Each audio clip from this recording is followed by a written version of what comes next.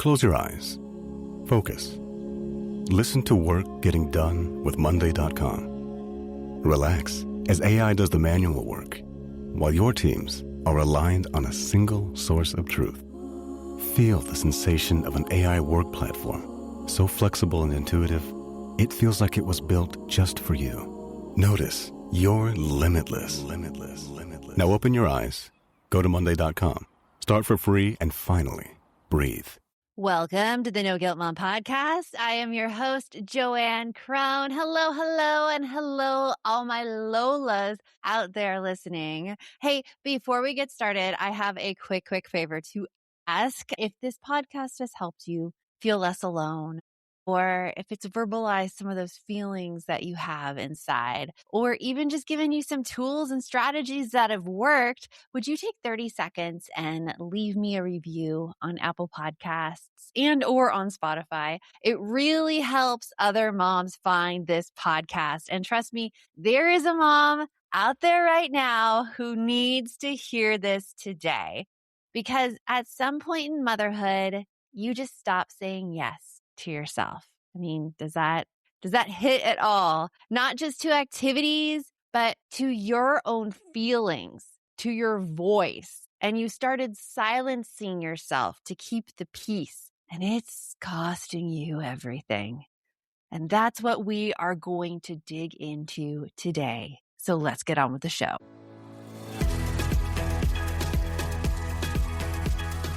Saying yes to yourself isn't just about letting yourself go out on a girls' night or letting you take time for a bubble bath. I know that's used all the time. It's very, very trite and very, very overused, but it's more about saying yes that your feelings actually matter. You know, like yes to when you want to criticize something, yes to your boundaries, because when you silence your feelings because you think you're being too much, or this is one that gets me a lot, too sensitive, you don't become easier to love. You become resentful. And resentment ruins relationships faster than honesty ever could. So in this episode, we are covering how silencing your feelings destroys your identity and your relationships, what happens when you finally say yes to the emotions that you've been pushing down, and how community, how your friends, how the people around you give you permission to stop performing like everything's okay and start being real. The real world. I couldn't resist it. I'm so sorry. I think every millennial or Gen Xer was thinking the same thoughts when I said that. I couldn't resist. Stay around to the end of the episode because you're going to understand why being quote unquote nice is costing you your close relationships, and you'll know exactly what to do about it. So let's get down to the nitty gritty, because honestly, this is something that I recently realized that I do. I do it. I don't do it to the same extent that I've seen some others do it or that I've done it in the past. It is definitely getting better. It is definitely improving. But it's when you don't say something because you think you're being nice and you think you're keeping the peace. But what you're really doing is silencing yourself. And I know from experience, it kind of destroys you from the inside out. And it makes people think things about you that just aren't true, when the truth of the matter is something completely different that you just did not want to say. So I had this working relationship where I silenced myself constantly. And it all started just meaning very well. I would have a criticism or a suggestion. And when I gave this criticism or suggestion, the other person would not take it very well. It would be one of those situations where they told me that I wasn't respecting them, or I just wanted to criticize or shame them, when really it was just talking about the work. It was talking about an expectation I had for the work. And this is where I was in a leadership role. So that voice would start out and it would start doubting myself. It would be asking, as soon as I said it, and this person would come back at me and said I was micromanaging them, I would start asking myself the question, am I micromanaging? Oh my gosh, that's not what somebody in a leadership role does. They don't micromanage. They let other people do what they want to do.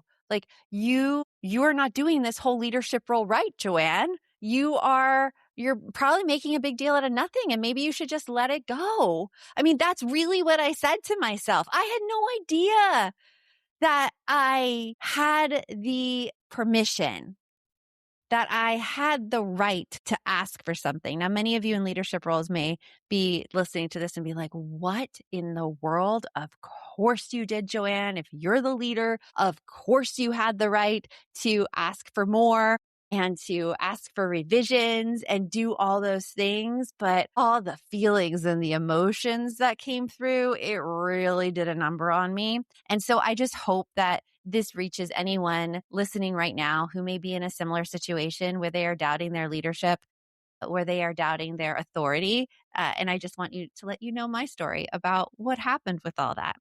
I tried to keep quiet. I really did. I put my values on the back burner in order to preserve the emotions of the situation. I let things slide that shouldn't have slid, all for the sake of keeping the peace.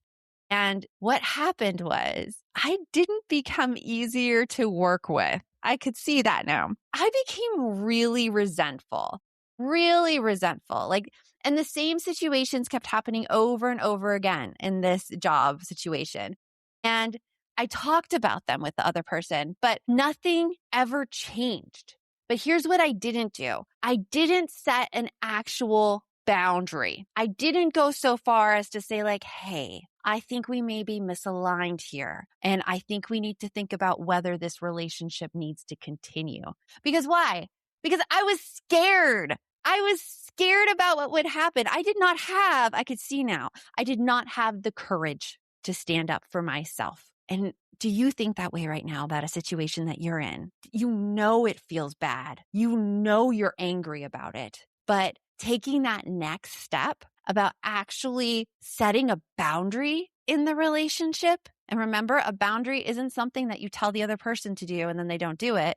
A boundary is something that you do, that you have total control over. So since I was in the leadership role, a boundary I could have set was like, hey, I am not seeing the necessary growth in this position. We need to work out a plan, or we need to talk about maybe this isn't the right position.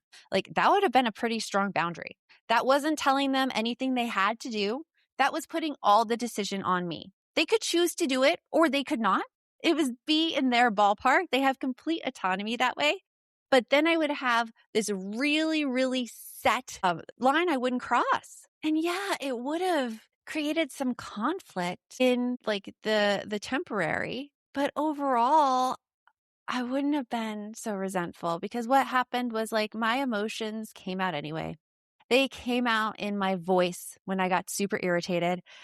They came out in my decisions. I started to lose trust. I started to lose respect. And the lie that I kept telling myself was that I'm doing this because I'm a nice person. I'm a sweet person. I'm keeping the peace. You know, it was all very self-congratulatory, but it was hurting everybody because here's the thing. Your emotions don't stay hidden. They don't stay suppressed. They will come out in many, many ways. And what I realized is when I didn't say yes to those emotions, those little ones where I was unhappy with the situation, those little voices telling me that, hey, like maybe you're being too much, those kept me silent. I wasn't standing up for myself. I was letting other people walk all over me and control the narrative. And that ruins relationships faster than honesty ever could. So I know that in your work life, maybe, or even in motherhood, there are things that you are letting go unsaid. Now, this is a really, really nuanced line because when I'm talking about all of these feelings I had, all of these like criticisms, they were against another adult. When you're talking about kids, it's a different mindset that you have to go into. Because with kids, their brains are not fully formed until they're 25 years old. I mean, it's funny. There is a situation right now where my husband and I were observing a pattern with some teenagers, and the teenagers, they basically run the store that they work. There is no adult there at all times. And you're seeing all of these interactions go forth that an adult with a fully completed prefrontal cortex, like in a 25-year-old, that they would be able to sidestep very, very easily. That's because when you're talking about kids, the brain's not fully formed yet. And that gives them a lot of leeway in what they do, what they don't do. I always go by the assumption that everybody is trying the best that they can. Kids get a lot more like room in my book for behaviors than adults do, just because of that difference in brain makeup and brain development. Now, when I see someone not taking responsibility or ownership over the things, that's another story. That's another thing that we're going to talk about later in this episode. But I just want to tell you that when you silence your feelings because you think that they're wrong, here's what actually happens. And I want you to keep this in mind the next time that you're thinking of like not saying something. You're going to become resentful. Your anger doesn't go away. It builds and it builds and it comes out sideways in all of your nonverbal interactions. I'm talking about all your physical things, the nonverbals, your voice, the decisions you make, the energy you project, and you start to lose trust in the relationship. Because every time you silence a feeling, every time you push down a value, you're telling yourself, what I think doesn't matter. What I feel doesn't count. And you can only do that for so long before you don't know who you are anymore. And I think that's where a lot of us moms get to.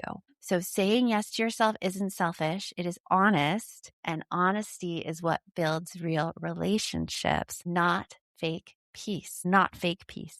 Coming up next, we're going to get into what actually happens when you finally say yes to the emotions you've been pushing down. 1 second, you're finally cleaning out the gutters. The next, the fire alarm blares from inside. Smoke billows out the kitchen window. These are the wake-up calls that happen daily. In 1 second, everything can change. ADT knows that nobody wants to feel unsafe or unprepared for an emergency, especially in their own home. That's why they offer affordable DIY security systems you can set up yourself and monitor from virtually anywhere with the ADT Plus app. They're customizable so you can set up the system that works best for you and keep an eye on it in real time. And ADT security technology is designed for peace of mind by making it easier for first responders to identify your house. They have the most company-operated monitoring centers in the industry, which means you'll get the alerts that matter for you and your home. You tackle that to-do list, ADT will help make sure your home's protected. When every second counts, count on ADT. Visit ADT.com to learn more.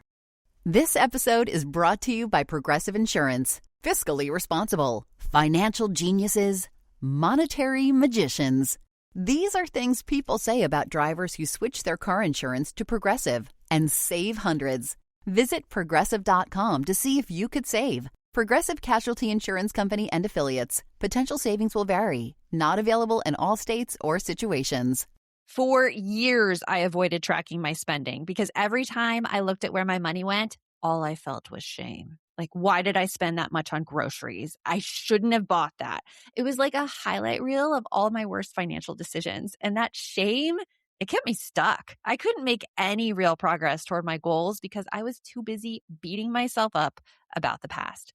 Set yourself up for financial success this year. Monarch is the all-in-one personal finance tool designed to make your life easier. It brings your entire financial life, budgeting, accounts, and investments, net worth, and future planning together in one dashboard on your phone or laptop. Feel aware and in control of your finances this year and get 50% off your Monarch subscription with code NOGUILT. What changed everything for me was finding a tool that keeps me focused on where I'm going, not where I've been.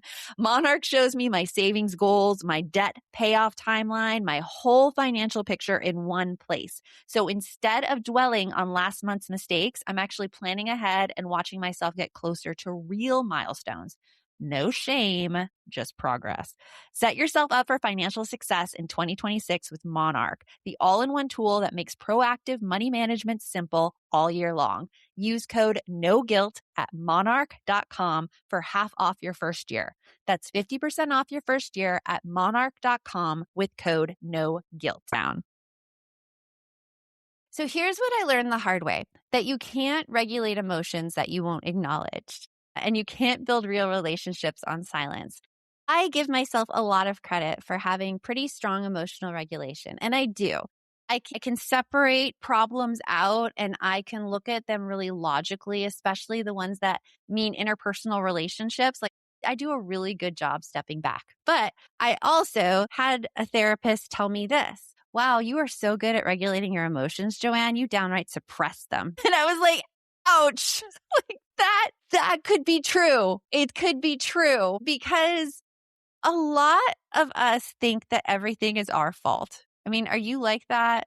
Do you feel like everything is your fault? I have a very, very high sense of responsibility, and that's not a good thing. It's not a good thing all the time. It's a thing that gets me into a lot of trouble because relationships are this 50-50 thing. And I have noticed over time that I tend to go into relationships where I am taking 100% of the ownership, leaving none for the other person to take. So that when the other person is finally expected to take ownership, they don't know what that looks like. I've been doing it all along. And they can't bring themselves to do it. Not for any fault of them. Not that they're horrible, they're not, but I just haven't allowed that to happen. And even there, with that admission to you, I am taking full responsibility for everything. Do you see, guys? It doesn't end. The like tendencies you have, everything like you go through, it doesn't end. It keeps showing up. And the only way that we can really talk about emotional regulation is if we're incredibly honest with ourselves and are able to see our own patterns. We may not catch them all the time. We may not, but we can go back and we can be like, hey there, you're still doing that thing right there. You see it? It's right there. It's right there. Like I've had a really deep dive into emotions these past 5 months because it has not been easy these past 5 months. I was talking this morning in Joe with Joe in our No Guilt Mom in our circle. And Joe with Joe is like my little morning talk show, 15 minutes where I just pump all of our members up and we talk about all the things. But I've started to read this book called The Courage to Be Disliked. Have you heard of it? It's on the Japanese phenomenon, which I would read to be like, I think it was popular in Japan before it got translated.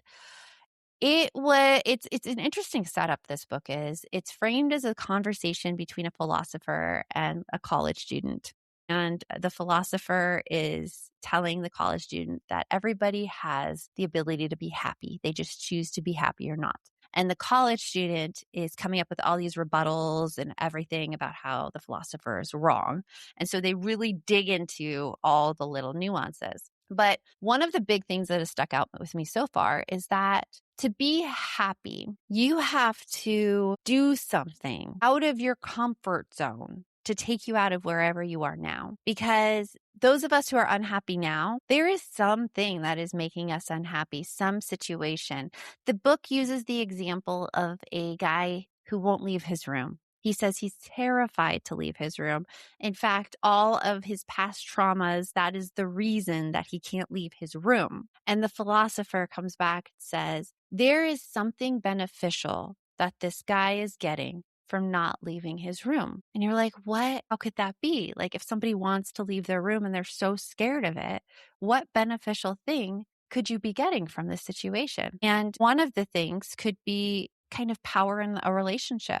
If everybody is worried about this person because he won't leave his room and everybody's checking in on him all the time, that gives them a certain power on the relationship, right? It gives them a sense of being important, being noticed. And these aren't bad things. These are things that every human wants. But if he were to take a big step, if he were to have the courage to then leave his room regularly, all of this attention and everything disappears. That's scary. It takes a lot of courage to leave a situation where you are getting some benefit out of it.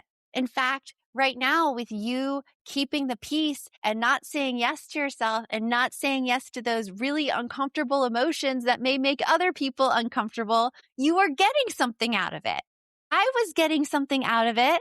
I was getting out of it that I would feel no one was mad at me. I was getting out of it that I got to keep up my opinion of myself as a nice person, as a good person. And that perception's wrecked now based on what happened.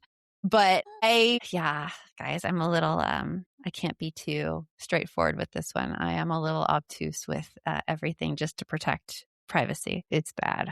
And I laugh because it's basically a total burn up of a relationship I've had for the past 9 years. So, and part of that was my fault, and I've named it, and I've done everything that I can, but my resentment built for so long that my actions were kind of ambiguous, and the other person made of it what they will, and they think I'm pretty horrible. They won't stop thinking that I'm horrible. So that is the thing to take away from that. And it's sad, but it's also given me a lot of introspection time into my own emotional processing and how I do things. One of the big things in emotions that I'm digging into right now is being an improv. And I talk about improv so much, and I hope you're getting tired of it. Or I hope that you're deciding, yes, I should go to improv too. I really want to go and experience this. But they teach you this exercise in improv called peas in a pod. And it's where you mirror your scene partner. So if they raise their hand, you raise your hand. If they look to the left, you look to the left. If they smile, you smile. So you're mirroring their expressions, their energy, all on stage. And what I discovered is that when you truly pay attention to someone, when you really look at them, you start to feel what they're feeling. And what I really saw was that you can't do that if you're performing. You can't connect with someone if you're too busy managing what they think of you.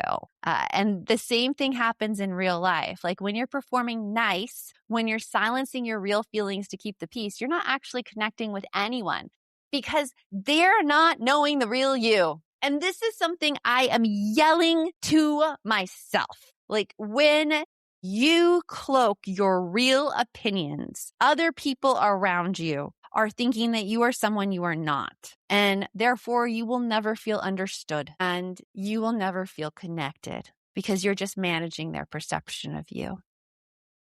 And it's a really sad thing when it's put that way. It's exhausting and it's lonely and it's not real. But hey, I don't think I'm alone in that everybody does it. To some extent, some of us just do it more than others. But saying yes to your feelings doesn't make you difficult. It makes you honest. And honest relationships are the only ones worth having. And coming up after this, I'm going to tell you how when you're in honest relationships, how they give you the permission to stop performing and start being really who. I used to think my kids' meltdowns were just about being tired or overstimulated. But here's what I didn't know. 50% of kids suffer from hidden hunger. Even if they're eating, they might not be getting the nutrients their brains actually need to regulate emotions and focus. And listen, if you've got a picky eater who lives on chicken nuggets, I mean, haven't we all had that experience? You're probably dealing with big emotions and meltdowns that feel never ending. That's why I'm obsessed with First Day Daily multivitamins. They're designed specifically to fill those nutrient gaps, and they work for the whole family. I take the women's multivitamin, and honestly, they're so tasty, which really, really matters to me because if a vitamin doesn't taste good, I forget to take it. But First Day, I actually look forward to it. What I also love is how transparent they are. No added sugar, no artificial dyes or crushed bones. Yes, that's a thing. Just 9 essential vitamins and a blend of 12 organic fruits and veggies. It's like sneaking in 1.5 cups of spinach and 5 cups of broccoli into 2 gummies. Plus, they're age specific because a toddler's needs aren't the same as a teen's or yours. For a limited time, our listeners get up to 57% off and a free gift with code NGM at firstday.com. That's up to 57% off with code NGM at firstday.com. And please tell them No Guilt Mom sent you. This podcast is supported by MIDI Health. Are you in midlife, feeling dismissed, unheard, or just plain tired of the old healthcare system? You're not alone. In fact, even today, 75% of women seeking care for menopause and perimenopause issues are left entirely untreated. But it's time for a change. It's time for MIDI. MIDI's not just a healthcare provider. It's a women's telehealth clinic founded and supported by world-class leaders in women's health. Their clinicians provide one-on-one, face-to-face consultations where they truly listen to your unique needs. They offer a full range of holistic, data-driven solutions that isn't one-size-fits-all care. This is care uniquely tailored for you.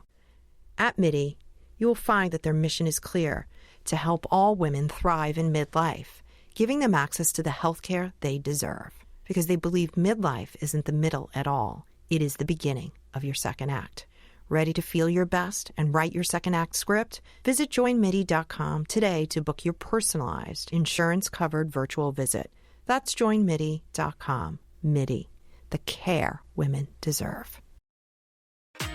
You know that thing where you get an amazing pair of shoes at a really great price and want to tell everyone about it? Yeah, so do we. Here at Designer Shoe Warehouse, we'll give you something to brag about, like the latest styles from brands you love, or the trends everyone's obsessing over, or shoes that make you feel like, well, you. So go ahead, show off a little. Find shoes that get you at prices that get your budget. Head to your DSW store or DSW.com today. DSW, let us surprise you. You are. Okay, so you know what's hard about really starting to say yes to yourself? Because you've been told your entire life that you are too much, that you are too emotional, that you are too difficult, that you are too excitable, that you have too many feelings, big feelings. And what would change if you had a room of people who accepted you as you are? And so I've been pretty aware of this. I've been pretty aware of my tendency to perform, to act nice.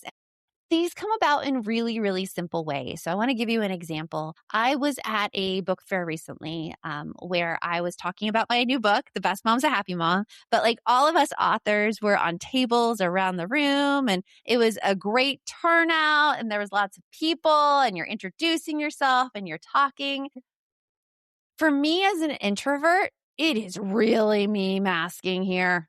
And I am showing up like I'm the most extroverted person, and I can do that really well. I take a lot of joy in performing. It's why I love theater. I get to be this different persona, and I'm okay putting on this mask in real life. But it's not without effort or energy. It takes a lot. So much that usually after big events like that, maybe it's a conference, maybe it's a fair like this, I will go in the restroom, I will shut the door, and I will be on my cell phone, because that is really all I can process at that time. I cannot form words. I do not want to talk to people. They make me mad at that point.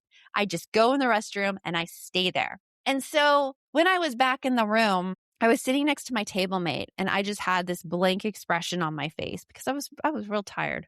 And I turned to her and I'm like, okay, this is a lot. And she looks at me shocked and she's like, what do you mean? Because everybody, I'm not one who likes to complain. I do not like to be seen as a person who complains. Let me be completely honest with you. I do not criticize events or anything. I don't do that. And that's probably what has stopped me from sharing my feelings before, because I'm managing perceptions of me. Do you see how that goes? Managing all the perceptions. And she turned to me and I was like, oh my gosh, should I really be saying this? But I went for it anyways. And I could have performed and I could have said something really light and something funny, but I didn't. I said, I'm an introvert. Talking to people all day exhausts me. I'm pretty wiped out. And she said, my gosh, yeah, I am too. And I was like, unbelievable hearing that from another person. Because one other thing about introverts is that we don't usually tell people how we feel. Introverts aren't coming out all together and being like, yes, this big social event exhausts me as well. They don't do that. They don't. It's pretty rare. And when she said that, I went from feeling all alone, I had to mask, I had to really keep up this energy, to feeling like I actually belonged in the space. Not because I performed, but because I was honest and I was just accepted for being honest. It makes me want to go and seek out this wonderful woman at every event we go to. Shout out to Mayan. Yes, I'm coming for you. You are now my friend. We are social creatures, all of us. And what community does that you can't do alone is that it gives you permission to stop performing in front of people. When everyone else is being real, it is easier to be real too. And that's exactly why I bring these issues to you to the podcast, because these are my real thoughts and my feelings. They're not any performance. I feel a little vulnerable, a little bit, but at the same time, I know how beneficial it is to have someone be real and vulnerable with you. And I have experienced so many heartaches from performing and saying the fake things that I'm kind of done with pretending anymore. When you say your real feelings and when you're honest, like it regulates your nervous system. When you're in a room with people who understand, your body relaxes in a way it can't when you're trying to hold it all together alone. And you were never meant to figure this out by yourself. You were never meant to carry all of this alone. When you say yes to the things you want, and when you say yes to the things that may feel uncomfortable for you, when you have to tell someone that you're angry with them or that you're hurt, because really hurt is the underlying emotion for anger. When you say you're angry at someone, just quick tip, it usually puts them on the defensive. The harder thing to say is that I felt really hurt by those actions. It makes you very vulnerable. It's like almost like opening up another wound for that person to hurt you again if they deny your experience. But what I've come to learn is that if they deny your experience, there's a mismatch there. It takes a 50-50 relationship to have an honest, good relationship. That means that whatever you are bringing to the table, it's only 50% of the actual interaction and communication. The other 50% needs to be brought by the other person. And if they're not bringing something that is acceptable to you, it is your job to set the boundary and saying, I'm sorry, this doesn't work for me right now. I'm going over here. That's a boundary that's really scary. That's super scary. That is not something I have done before. And that is something that will be very much on my mind in all future communication, in all future relationships. I could think of so many times I could have used this, but it would have been really embarrassing for me. And it was probably going to be the right thing to do. For example, when I was in my early 20s, we all went out to this restaurant, and this one girl, she ordered the most expensive thing on the menu, and then that would be fine. But then she talked through the entire meal all about herself, never giving anyone else an edge, an in to the conversation, nor asking any questions of anybody else whatsoever. And then at the end of the meal, she just split everything. We split it equally, even though her portion was 4 times that of my portion. And during that, as soon as we reached maybe, I don't know, even ordering our meals in that situation, I already knew this was going to be an awful dinner because she had not stopped talking at all. And I could have been like, hey, so, and I'm still thinking how to say this. Perhaps this is a little too forward. Tell me what you think. But excuse me, for the past 30 minutes, you've been talking nonstop and no one else at the table has gotten a chance to talk. Do you think you could let others talk for a little bit so we can all share thoughts and opinions? That feels a little scary, but I think that would have been the right thing to say. I mean, would she have been embarrassed? Yeah. She would have been embarrassed, maybe. Or she would have been like, oh my gosh, you're so rude, which also gives you data onto the relationship. But in that situation, by all of us being quiet in that table, we were just trying to manage her emotions. We were pushing all of our other emotions down so far, we suppressed them. And I think that's what we do a lot. I think that's what you may do a lot too. And then when they finally come out, they're this ball of rage and pure anger, because that's what happens when you suppress emotions. They just come out. So I hope from this episode that you are thinking to yourself and you are understanding now why being nice might be costing you these real, honest relationships. Why being nice may make you feel misunderstood or not heard or not cared for because other people aren't getting the chance to know the real you. Your kids aren't getting the chance to know the real you. You're holding everything together. You're trying.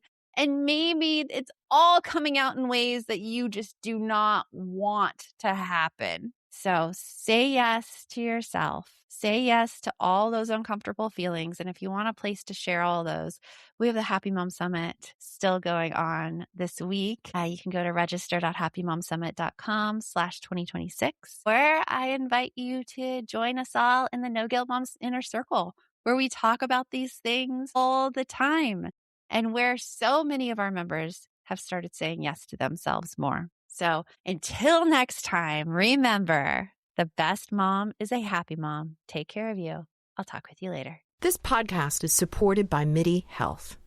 Are you in midlife, feeling dismissed, unheard, or just plain tired of the old healthcare system? You're not alone. In fact, even today, 75% of women seeking care for menopause and perimenopause issues are left entirely untreated. But it's time for a change. It's time for MIDI. MIDI's not just a healthcare provider. It's a women's telehealth clinic founded and supported by world-class leaders in women's health. Their clinicians provide one-on-one, face-to-face consultations where they truly listen to your unique needs. They offer a full range of holistic, data-driven solutions that isn't one-size-fits-all care. This is care uniquely tailored for you. At MIDI, you will find that their mission is clear: to help all women thrive in midlife, giving them access to the healthcare they deserve. Because they believe midlife isn't the middle at all. It is the beginning of your second act. Ready to feel your best and write your second act script? Visit joinmidi.com today to book your personalized, insurance-covered virtual visit. That's joinmidi.com. MIDI, the care women deserve.